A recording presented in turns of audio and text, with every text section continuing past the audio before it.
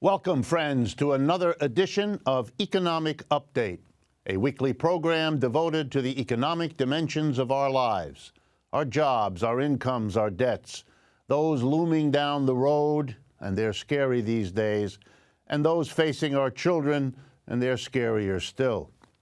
I'm your host, Richard Wolff. I've been a professor of economics all my adult life, and I currently teach at the New School University in New York City. Before jumping into today's updates and then in the second half, our interview, a few short announcements. I want to remind everyone, because we're very proud here at Democracy at Work about this, that we are now a television program. That's right, this very program is a television program as well as a radio program, and you can see us Sunday evenings, 8 o'clock Eastern Time on Free Speech TV, carried by Dish Systems and so on across the United States. Again, 8 o'clock Eastern Time and the appropriate adjustments for Central, Mountain, and Pacific times. I also want to remind everyone that the second Wednesday of every month, and that means in April, the 12th of April at 7:30 p.m., I give my monthly economic update at the very famous historic Judson Memorial Church on Washington Square in New York City. Anyone who is listening or watching who may be in the New York area, visiting or resident, is welcome to come. It's a chance for me to expand on the kinds of things we do on this program, to meet you, to answer questions. It's a real good opportunity to do all this live, and that's something I look forward to. So once again, the next one will be Wednesday, April 12th, 7:30, Judson Memorial Church on Washington Square. Finally, I will be in the Los Angeles area speaking on the Trump revolution, on where the economy is going, on the problems and the solutions. There'll be two talks, one on the 20th of May at the Emmanuel Presbyterian Church in Los Angeles, and the other on the 21st of April, the next day, at Occidental College in Los Angeles. So once again, April 20 and 21, Emmanuel Presbyterian Church, and then Occidental College. For more information, go to democracyatwork.info/calendar, and you will get the specifics. All right, let's jump into the economic updates. And the first one is the kind of update I like to do because it isn't me. I can quote somebody with impeccable credentials to tell us something about where the economy is going. And this time I'm going to quote John Gerspach. I'll spell it for you, Gerspach. He's the chief financial officer of Citi Bank, one of the largest banks in the United States and indeed in the world. At a conference last month, he was asked about the decision by Citibank to dramatically cut its branches around the United States and indeed around the world by about 25% in the last few years, just closing them. And this is what he said, and it was reported in the Financial Times on April 3rd of this year, and I quote, reading from the Financial Times. Mr. Gerspach explained that the U.S. network of Citibank is now confined to 6 cities: New York, Chicago, Miami, Washington, D.C., Los Angeles, and San Francisco. And now listen to the quotation from Mr. Gerspach, because it says more about the American economy than an encyclopedia, and it's much shorter. Here we go. Referring to those 6 cities where they've concentrated their networks, Mr. Gerspach says, quote, "It's where the people with the money live, and we feel pretty good about our ability then to generate good returns going forward." It's where the money is. If those are the 6 cities where the money is, what is Mr. Gerspach telling us about the rest of the United States, where the vast majority of people are, and how interesting they are to one of our biggest banks. I want to turn next to the elections in France that are coming up in a very short number of days.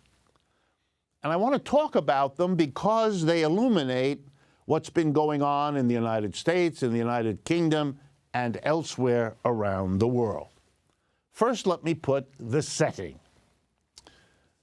Capitalism in France, as everywhere else, over the last 30 to 40 years, has been leaving the country to move to lower wage parts of the world, imposing austerity, cutbacks on public services, public jobs for the mass of people, building up to the crash of 2008, from which we remain societies whose majority have not yet recovered hardly at all. And so, of course, people are upset, getting desperate, becoming angry, becoming disillusioned with conventional politics. And so the British working class expressed their dismay over the way their capitalism has evolved by voting to leave the European Union, the surprise vote for Brexit. Yes, leaving the European Union doesn't solve their problems and indeed may make them worse. But this was a chance to vote against politics as usual, vote against the conventional leaders in Britain, and so the British masses did it. Likewise here in the United States. Conventional politics in the Republican Party had Jeb Bush and folks like that supposedly shoo-ins to win, until an upstart who expressed the anger and bitterness of masses of American working people, Donald Trump, basically pushed him out of the scene.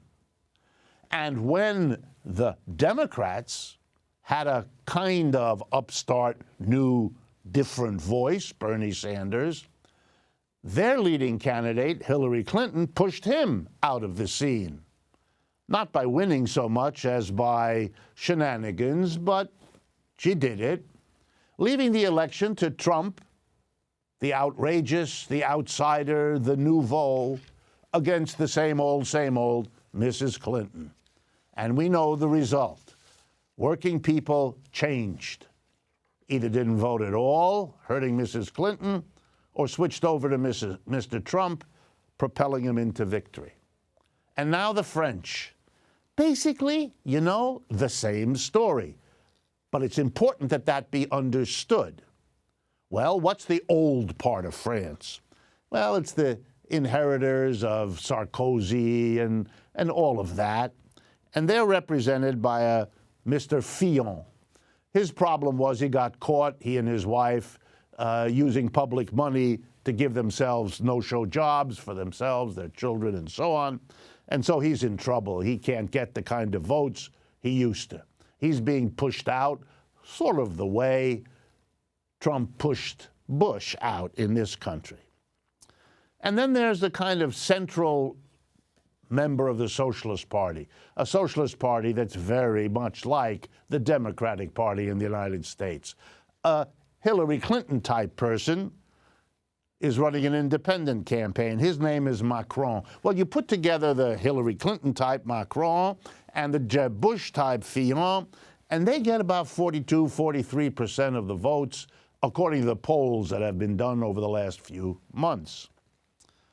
And then there's the real outsider on the right, Marine Le Pen, sort of the Trump of France. And then there's on the left, there's the sort of Bernie Sanders. But that's split into two parties, a left-wing socialist, Hamon, and an even further left-wing ex-communist, Jean-Luc Mélenchon. You put Hamon and Mélenchon together, they're separate candidates, but if you put them together, they get as many votes as Le Pen does. Something, by the way, that the American media overlooks with a regularity that is stunning. But basically, you put the left half of French politics together, they get about 50%. You put the right half of French politics together, they get about 43%. The lesson should be lost on no one. This anger of the working class, looking for outsiders, is at least as much a left-wing anger, looking for left-wing solutions, as it is a right-wing anger. The press tends to forget that. It focuses much more on the right wing. Le Pen gets publicity in the West on a scale that completely dwarfs what is given to Hamon and Mélenchon, even though those two far left together have as many supporters in France as Le Pen does. That's the reality. So the anger of the working class, here's the lesson, can go either way. Just like in this country, it could go to Trump, or it might have gone to Mr. Sanders. He is, after all, getting the remarkable result in polls these days as being the most popular politician in the United States. Even Fox News has admitted that. Last thing about the remarkable French election, whose results we'll know soon. The total number of people running for president in France right now is 11. The 5 that I've mentioned, and then 6 others. The 5 are the major candidates, but there are 6 others. Some of them are fairly well known. Nathalie Arthaud of the movement Lutte Ouvrière, Workers' Struggle, has been around a good while. The others are a bit newer in most cases. On television this last week, guess what? All 11 participated in a debate. Here in the United States, we, of course, exclude 3rd, 4th, and 5th party candidates in order to hammer at there's only really a 2-person race. The French don't do that so much. They actually give them all a chance to appear before the people and make their cases. You might be surprised to know that in polling after the debate this last week, the clear winner across the board, right-wingers and left-wingers, said was the most left-wing candidate, Jean-Luc Mélenchon, who gave the best performance.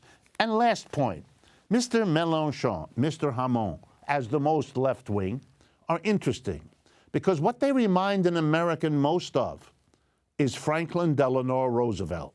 They're demanding not the end of capitalism, not an alternative system, not at all. They're demanding left-wing, progressive limits, constraints, controls on capitalism. For example, Mr. Mélenchon has advocated a top income tax rate for the French people of 100%. That's right, a maximum income, because if you earn more than that, under Mr. Mélenchon's proposal, 100% of that would be taxed by the French government. So you couldn't earn more than that. That's exactly what Franklin Delano Roosevelt proposed in his State of the Union message in 1944. So this is an old idea. It's an American idea, or at least it's as American as anybody else's. It's interesting that the most left-wing character in French politics these days, or one of the most, redefines, rediscovers, and re-advocates a Rooseveltian idea.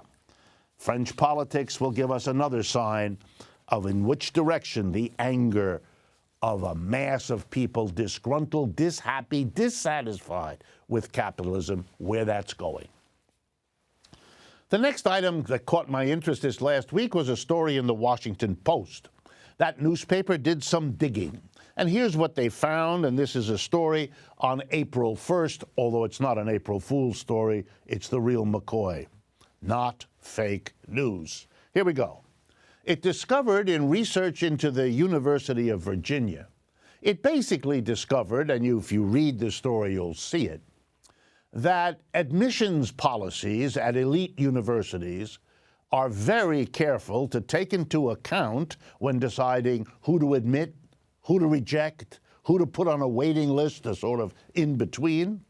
They take account of whether the candidate, the young person looking to get into the school, comes from a family that is rich or not, a family that has donated money to this university or not, and a family that might in the future, because it's well-heeled, be able to give money, especially if approached by the university in regard to the child of the family that the university accepted. In other words, if you've got the money, you get your kid into the good school. Is that the case? The Washington Post wondered. It did the research, it got the documents, and its answer is a resounding yes. Take a look at the story, April 1, and you will see, because it extends to many other schools beside the University of Virginia.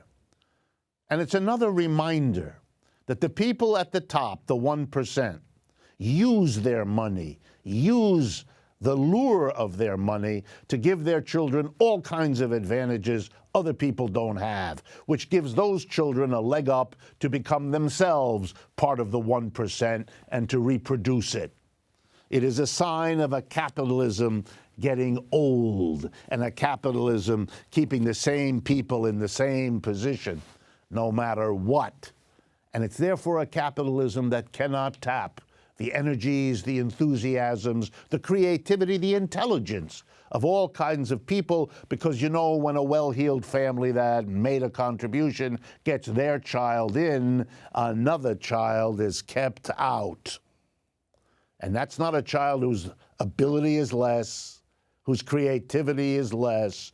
No, it's a child who didn't get born into a family that has given or may give money to the school.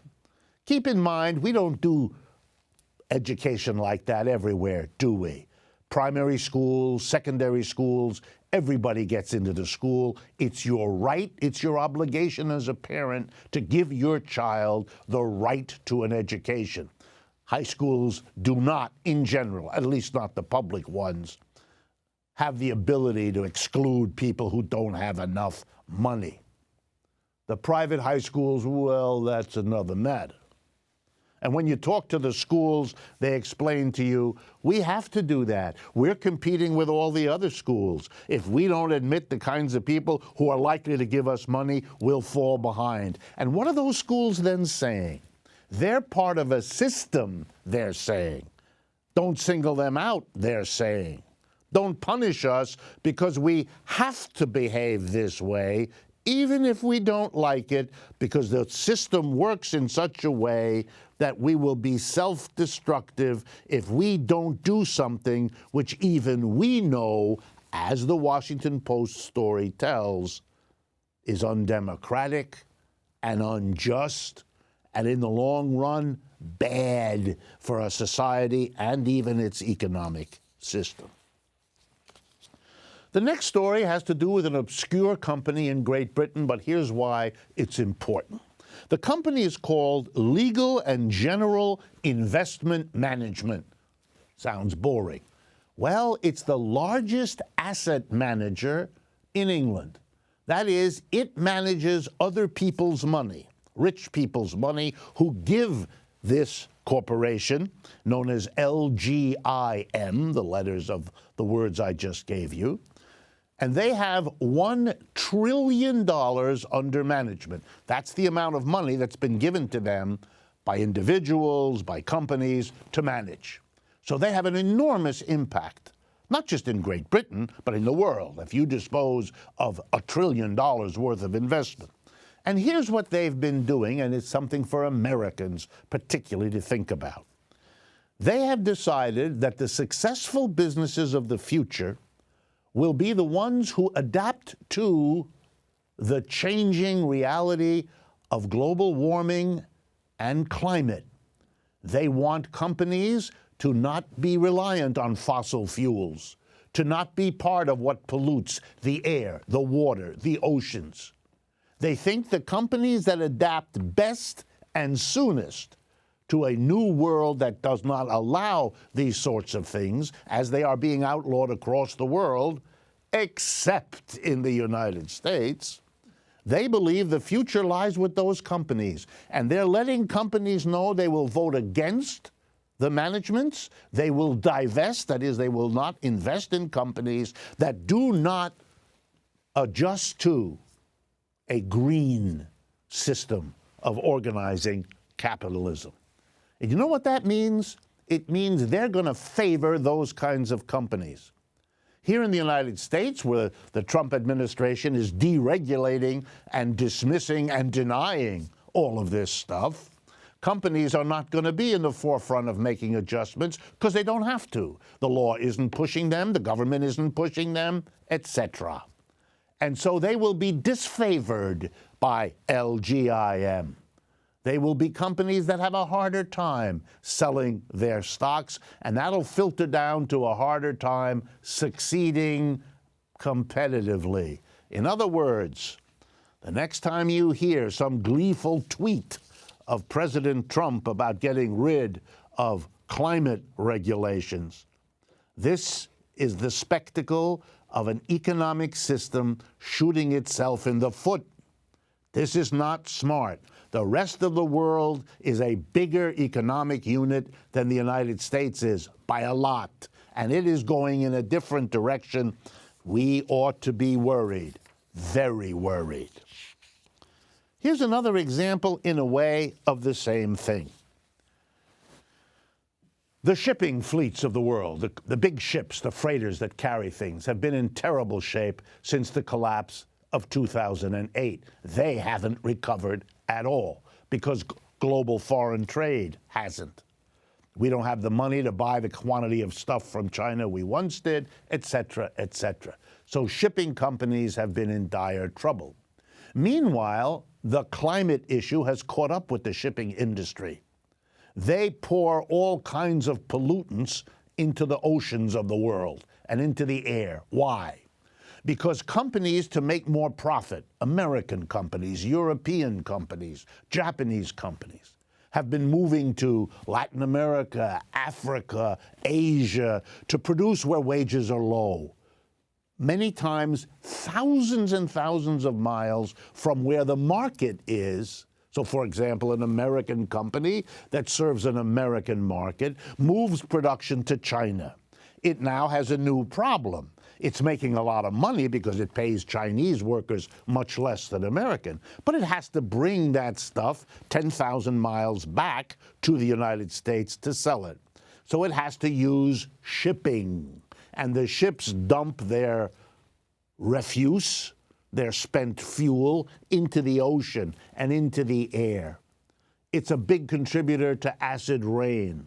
The sulfur that comes from these ships becomes particles that are known to be causes of asthma, bronchitis, and a whole host of other diseases. That's why the United Nations, in October of last year, reached an agreement that shipping companies have to stop doing this pollution that they're causing. They're going to have to change to more expensive fuel, or they're going to have to install scrubbers, they're called, to be less of the pollutants. Well, they can't afford it because the economic crisis of capitalism has hurt them. It's a wonderful story about how the capitalist system breaks down, can't solve the problem of its instability, can't solve the problem of its pollution, and now the two are feeding on each other. It's a crisis. No one knows what's going to happen. The shipping companies cannot afford to do what they have to do. Once again, we're seeing that the whole notion of profit is put our health in jeopardy. It's the part of capitalism we don't pay attention to. When profit does something that fouls the ocean, damages our health, and the companies that made the profit put it in the bank, and the rest of us deal with the costs that they, as companies, don't have to bear. Now the shipping companies are caught in that dilemma. In the short time that we have left during this first half, let me make a comment about the season. It's the tax season. April always is a tax season. And so I like, and I will do this in the next couple of weeks as well, to say a few things about our tax system, because it's on our minds since we have to pay them. Today, in the time that I have, I want to say something about property taxes. Here in the United States, as you know, we have three levels of government: federal, state, and local. Federal government mostly relies on income tax. State governments rely on sales and other kinds of taxes. The local government tends to rely on property taxes. That's how most cities and towns survive. They tax the land, the homes, the automobiles, the business part of town. They all have to pay a tax that's a percentage of the value of the property. So if you're a property owner, you pay a tax.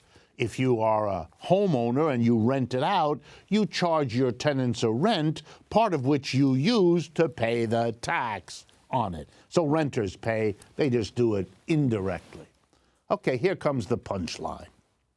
If we really had a property tax, we would tax all property, both the kind that I just mentioned, which by the way is called tangible property, land, buildings, automobiles, and so on.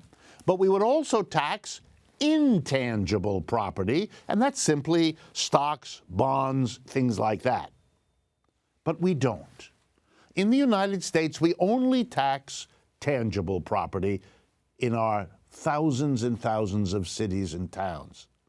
We tax your home, we tax your car. We don't tax the value of your stocks and bonds. This is an enormous tax injustice. It exempts from taxation stocks and bonds. They're property, but they don't have to pay a tax. Let me show you how gross this is. If you own a $100,000 house, you pay a property tax. If you sell that house and buy with $100,000 that amount of stocks and bonds, your property tax is zero. You don't pay any. Now let me remind you, it's the richest people in America who own the bulk of stocks and bonds. 1% of shareholders own about 2/3 of all the shares. So this is a property tax system that hits the middle and lower classes, the homeowners, the small business owners, the renters, directly or indirectly, and it exempts the folks at the top. If you feel taxes are unjust, you're right. But the solution isn't to make them higher or lower. The solution is to tax those who have escaped taxation for so long. We've come to the end of the first half of Economic Update for today. We're going to have a very, very important and interesting conversation in the second half. Please stay with us. I will introduce my guest, who is the same guest on the first show of each month, as some of you know, and we will have that conversation in a very short time. Please stay with us. We will be right back. When some people struggle with their mortgage payments, they become frozen. But the people who take action are far more likely to get the most positive outcome. Call this free government program for the option that's right for you. I don't know what's happening. Start a new check. What did I do? Okay, wow. That is so weird. Hey! Hi! Oh my gosh. Hi! God, I don't even know what to say right now. I'm so nervous. Gia, you're so big. Come closer to the camera. Wait, now you're in my face. That was so good. Welcome back, friends, to the second half of Economic Update. I'm very happy to announce again, for those of you who may not have known, that the first program each month is devoted to an interview that I have with Dr. Harriett Fraad. She is a mental health counselor and a hypnotherapist. She has a private practice in New York City and has had it for many, many years. She writes in a variety of journals, and I'm happy to also say that you can now access her writings at two places. One is her own website, Harriett Fraad, spelled F-R-A-A-D, that's all one word, harriettfraad.com. But you can also go to the website that we maintain on this program, democracyatwork.info, and you will find there her work as well, covering the topics we'll be discussing today, but a whole host of other things as well. Before I jump into the interview for today, let me first welcome you, Dr. Fraad, to be with us, and also remind you that we maintain two websites that you can go to, democracyatwork.info and rdwolff.com. that are kinds of supplements to this program. They carry a great deal more information of the sort that we normally cover here. They allow you to comment on the program, to ask questions, to tell us what you like and don't like. They allow you, with the click of your mouse, to follow us on Facebook, Twitter, and Instagram. In other words, there are ways for you to partner with us, to see a way that you can make use of what we do here by sharing it with people you think might be interested, making use of it in your own life. That's why we maintain these websites. They are available 24/7 at no charge whatsoever. Democracy at Work, all one word, democracyatwork.info, and rdwolff with 2 Fs.com. So let's begin with a first question that is perhaps the most frequently received question that we get in this program these last few months now. How do you account, as a psychological specialist, a professional, how do you account, knowing all you do, for the election of Donald Trump? What happened in this society to produce that outcome? How do you think about it? Well, this is what I think. I think that so many blue-collar women, as well as white-collar women, but particularly blue-collar men and women, voted for Trump because they found that the neoliberal type capitalists like Hillary Clinton and Obama promised them prosperity and didn't deliver. They were willing to go out on a limb and vote for somebody they wouldn't have voted for ever before, someone black, someone young, Obama, because he promised hope and change. Right. And people were excited because they knew changes had to happen for them to have a fair shot at life. Well, they didn't get that hope and change there either. Economically, although many more people are working, they're working at low-wage jobs and they're never getting ahead.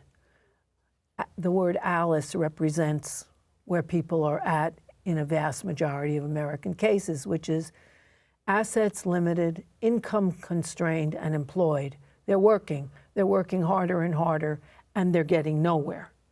So what should they do? What to do? They decided, okay, we've got to do something. We've got to go for somebody completely different, out of the establishment. And they had two choices. One was Bernie Sanders, who, as you said, is the most popular politician in America, according to the Huffington Post, according to Mother Jones, and also according to Fox News. Because he promised change. He said, I will attack the corporate profits and the profiteers that have denied you. I will attack the banks that have cheated you, and I will allocate that money for the mass of Americans who have been cheated and depleted. Donald Trump did not mention specifically the bankers, but he said, I will attack the swamp that is full of your money. Yeah, to drain the swamp. I will drain the swamp, which is Wall Street. Right.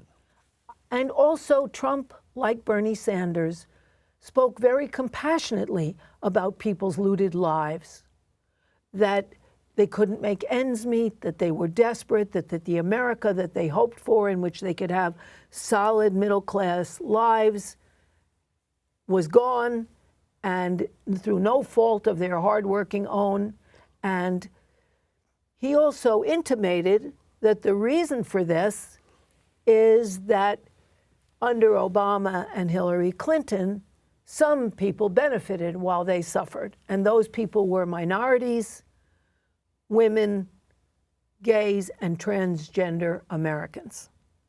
In other words, if I am not understanding you, they saw those people's plight getting attention, getting some relief, right, even if not anywhere while near they as much. Suffered. But they felt excluded from all of this attention and relief. And they didn't know it wasn't the limits of it. Right. They just saw, hey, they're getting, I'm not. Right. They're getting attention, I'm not. One of them is in the White House. Right. We're not. Right.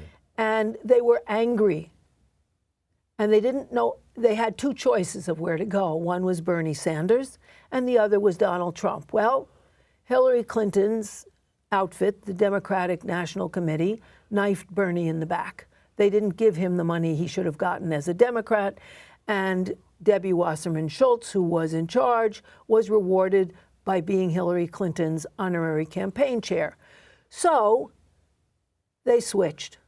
They switched to the other candidate that didn't sound like business as usual, losing your life. Right. Same old, same old. Same old cheating on, same old. They switched to the other person who was passionately articulating in a very emotional way the injustices from which they suffered. And so they identified in a sense. They identified with him, even though he is a billionaire and shows it off. He's the kind of billionaire who's like a poor person who just got money, bragging, boasting, everything in gold. They could identify. They had nothing against money. They just wanted more. Right. And they thought, not unreasonably, that because he denounced the injustices and because he said he wanted to drain the swamp, he actually would. Wrong. He didn't. He denied civil rights, but he also cultivates Wall Street profiteers. There are now 4 people from Goldman Sachs alone on Trump's financial advisory board, and his cabinet, all but one, are either multimillionaires, not, just a couple of million, 50 million and up, or billionaires or multi-billionaires. Let me just recap so I understand your argument. Trump is elected out of a mixture of economic decline for the mass of people and a psychological anger, in a sense, that has been built up that this decline is not universal, that somehow women, African Americans, minorities have somehow been exempted, leaving a mass, which is still the majority, although a shrinking one, of mostly white working class people, upset that their economic situation is deteriorating, and even more that they are the marginalized, the excluded, the discriminated against. Because you do, I think you tell me, but I feel the message coming from the folks that support Trump, we've been discriminated against. Yes. And we are protesting in a way like the very groups we're angry at used to protest about their discrimination. And still do. I mean, they are in Hillary Clinton's basket of deplorables. They suffer the shame of being cast as stupid rednecks. They suffer the shame of poverty, which is shamed in our culture, and shame of food stamps. 1 in 4 children in the United States gets food stamps. They suffer that shame. And they feel that as transgender, gay, and African American people can be proud They want because to be. their lives matter, they feel, hey, wait a minute. My life doesn't matter. I'm cast as an ignorant, bigoted redneck. And I'm shamed because I can't afford much. And so Trump appeals as a kind of negation of that shame, as the He does, making of America saying, great I again. will make you great again. Right. I will make white men great again. And your kids will have the brand name sneakers. They won't have to wear the no-name sneakers and be ridiculed at school. Right. And that is a huge shame and fury on the part of a mass of Americans, that they've been bypassed. And they don't look at the actual gains and salaries and statistics on what African Americans and other minorities earn. They just have a sense of it. They're suffering. You know, the truth of it is, since I'm an economist, that over recent years, the loss, for example, in the average property owned by African Americans has been worse than the white people. That's right. And that the women, the percentage of men's income that women earn has been going down in the last several years. And in other words, the truth of it is lost. They don't look at the symbolism stats. of it all. That's right. They don't look at the stats. They look at the recognition and the news. you know, so that in the news it looks like African Americans, minorities, and women are gaining ever more. They're not, but it looks like it. And it's not Or it's what's made to true. look like it. It's what's presented that seems true. And now, I just want to say one more thing. Now, they are in the position that minorities and women have always been in, and that they don't want to get used to. All right, so good. Now the reality is we can make the beginning of an analysis, because from the time January 20th, when Trump becomes the president, here we are several months later, we can begin to see whether and how Mr. Trump and his policies are in fact responding to, delivering to the people who had these hopes and dreams you've just described. Is he delivering? Is he performing? And where does that mean we're going, given however you answer that question? Well, he's not performing for those people. And I'm going to look, you know, it's such a voluminous way that he's not performing for them, but rather hurting them. But I'm taking only a few areas. Health, because it's whether you live or not. Education, the chances for your children's future. And the economy, jobs. And I'm looking at those to see what's happened. Now, in the field of health, his first act is to try to gut the Affordable Care Act, which is not sufficient. It's too expensive, but it was something. What Trump suggested was so terrible that even Republicans didn't embrace it wholeheartedly.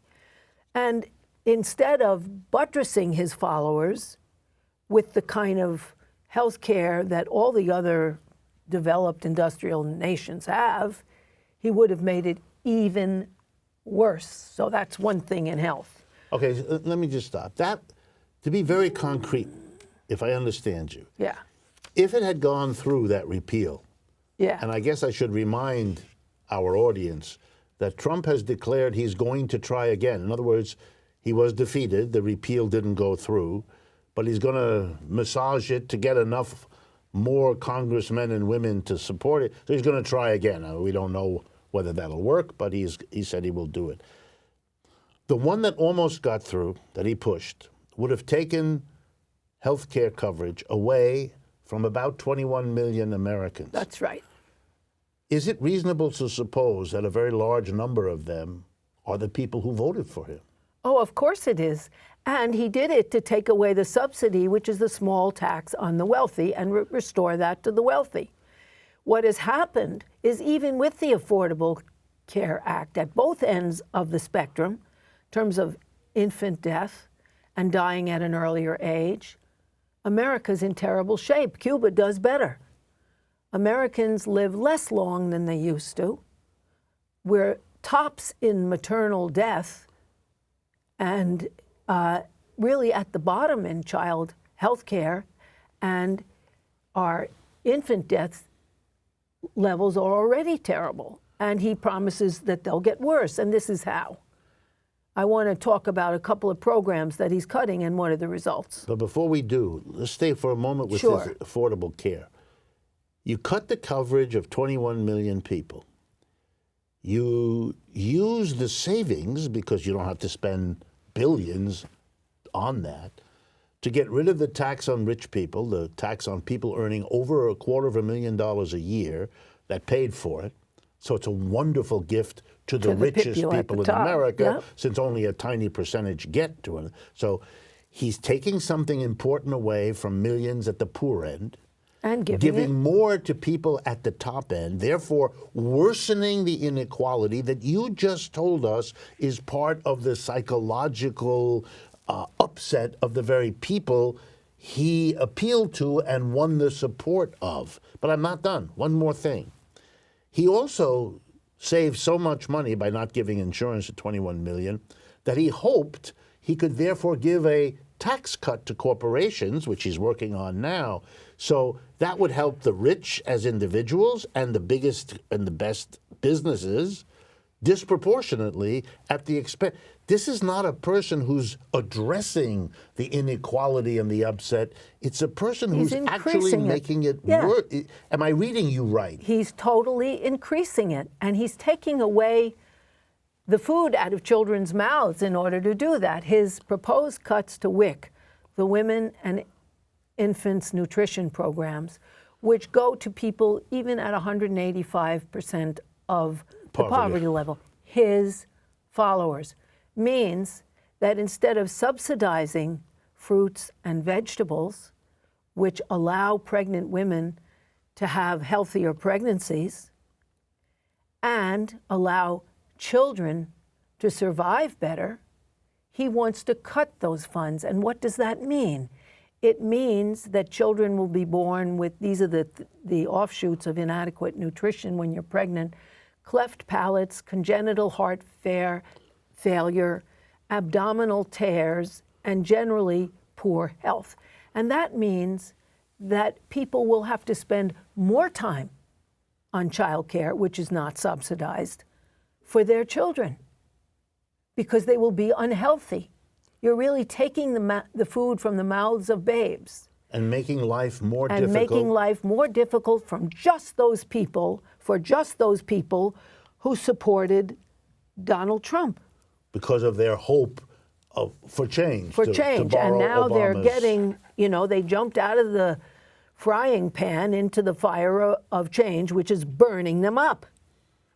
The cuts to Planned Parenthood, of which abortion is a tiny part. Of what Planned Parenthood does. Planned Parenthood mainly does screenings.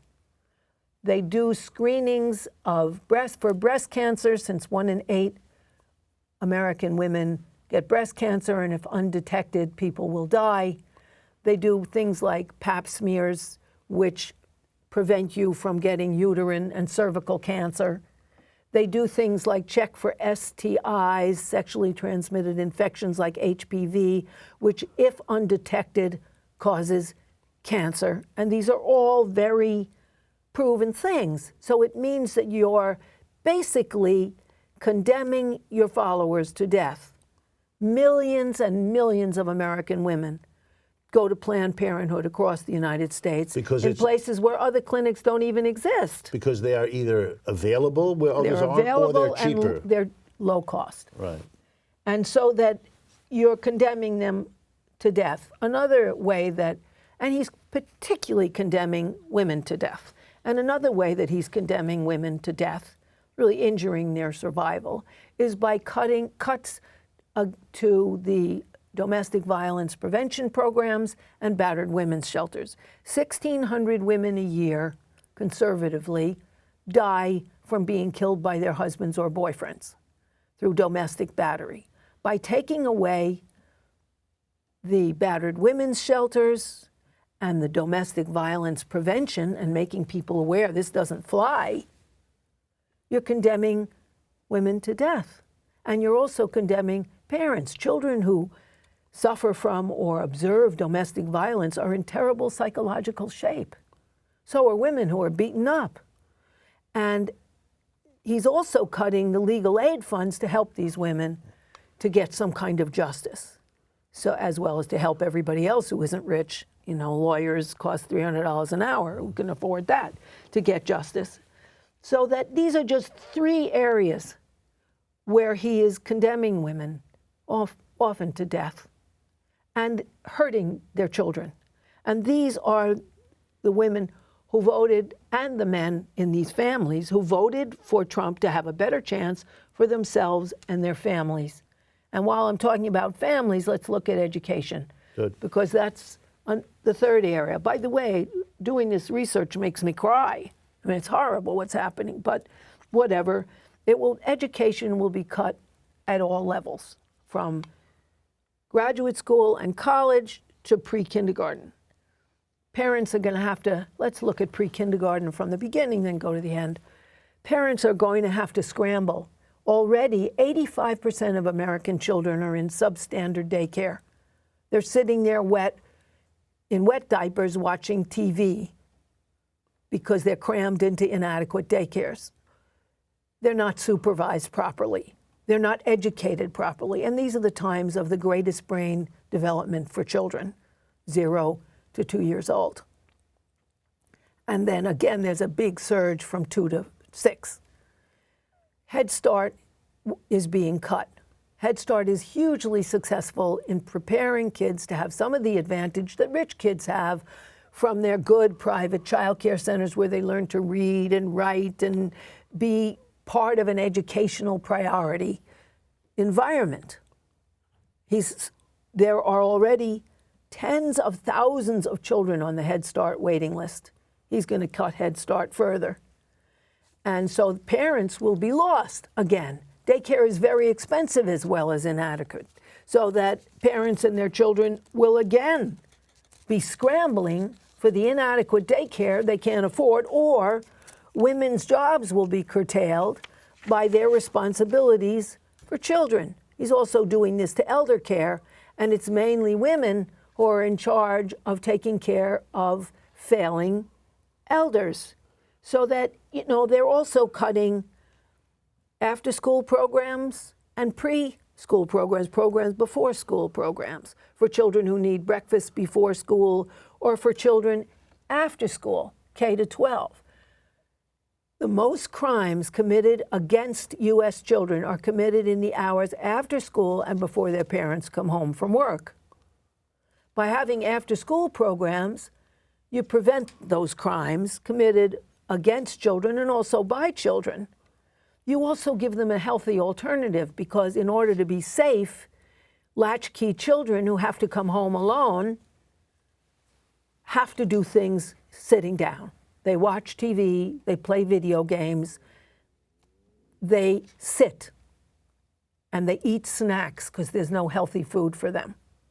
And they get diabetes and obesity problems, which cause a whole range from diabetes to heart failure.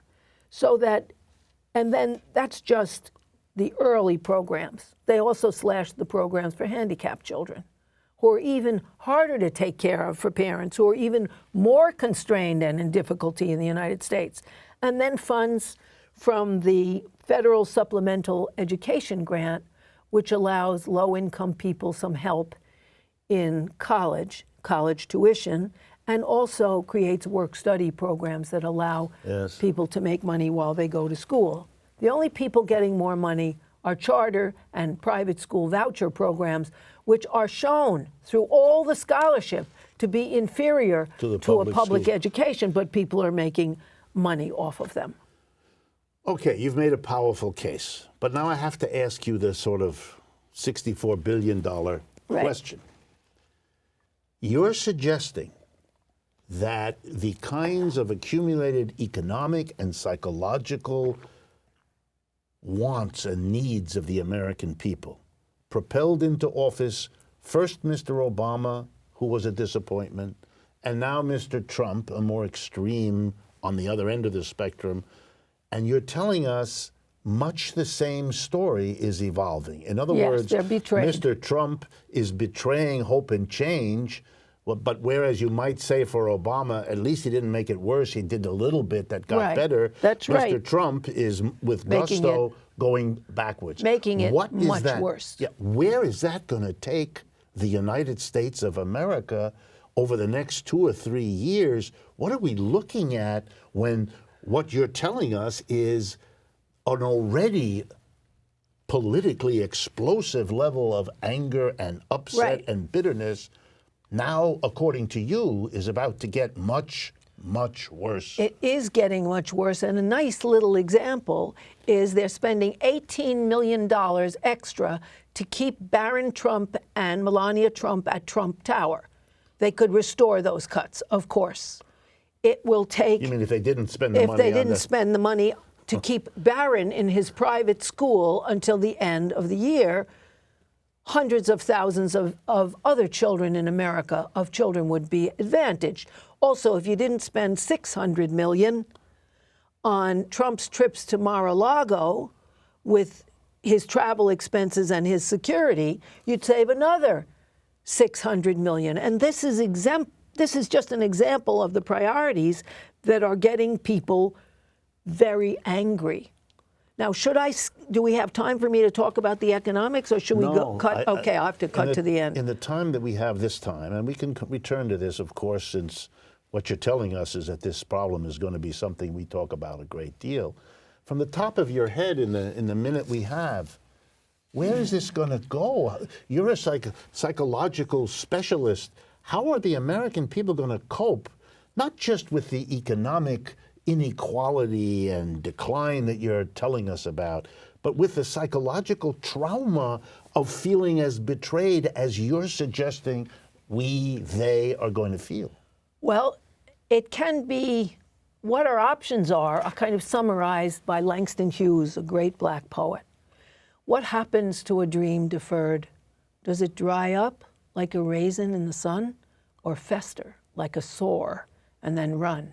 Does it just sag like a heavy load, or does it explode? Those are the possibilities. Wow. People are depressed and feeling hopeless. That's one of the reasons that the heroin epidemic is hitting so hard on white people now. They're also committing suicide. Middle-aged American men are committing suicide like they never had before because they're losing hope. It's the same reason they're dying sooner, because they're losing hope. We've run out of time. Is there a positive something that you can leave with us? Which is that people are connecting the way they haven't for 50 years. You know, fight and flight are the choices they say are for all people. No, they're just for men. Connect is women's biggest choice when there's a crisis. People are connecting, particularly women, but people across the United States. They're organizing into groups, they're protesting, they're marching, they're signing petitions as they haven't for 50 years, and that will create the hope and the change. It's interesting. It takes us right back to the beginning of the program when we talked about French politics. The anger of the French people can go to the right, but it can also go to the left. That's right. We will return to this topic. That's left. Thank you, Dr. Fraad. As always, fascinating. We have to come to the close of this program. I want to thank all of our partners, including truthout.org, that remarkable independent source of news and analysis. Please, folks, take a look at this program in the weeks ahead. I think you'll find it particularly worthwhile. And I look forward to speaking with you again next week.